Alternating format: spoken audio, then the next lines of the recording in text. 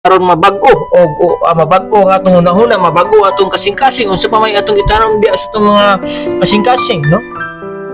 Ang paglibot sa atong kaugalingon diya sa mga Diyos nun nga impluwensya.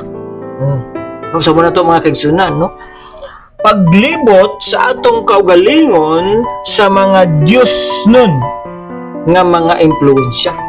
Ibig sabihin diya, we need to surround ourselves, no, with people nga godly, mga kaigsunan. Aron ang atong pulong ngayon po siyang godly, mga kaigsunan. Kaya kung makikuban ta, di ba, makikuban ka sa chismosa, makakuha kag chismis.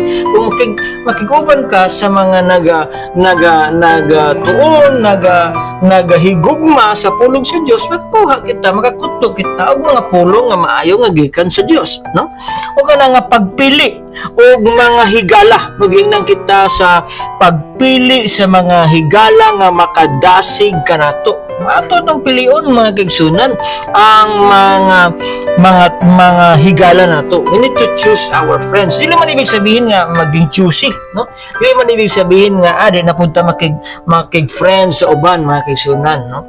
We need to be friends sa uban, pero we need to choose kung unsa naa sa imong inner circle. Oh, lahi man tong naa sa public. Yes, sa public you can be friends all, no?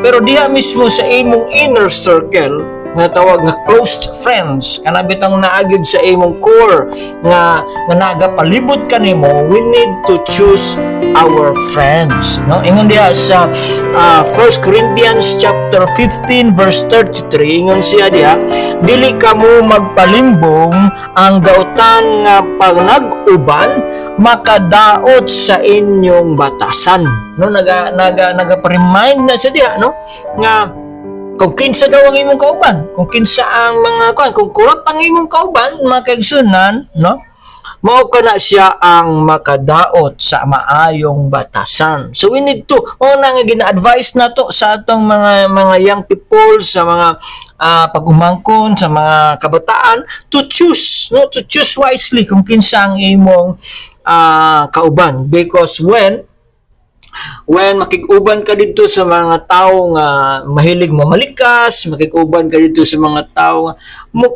mukunik mo na sa imuha, no, mutakod na siya. So kung mutakod na siya, it will, ingon sa balaan nga kasulatan, makadaot sa maayong batasan. O kung dili maayo ang imong kauban, no kanunay, no madaot ang imong maayong batasan nga gitanong sa pulong sa Dios sa imong kasing-kasing, gitanong sa imong mga ginikanan, sa imong kasing-kasing,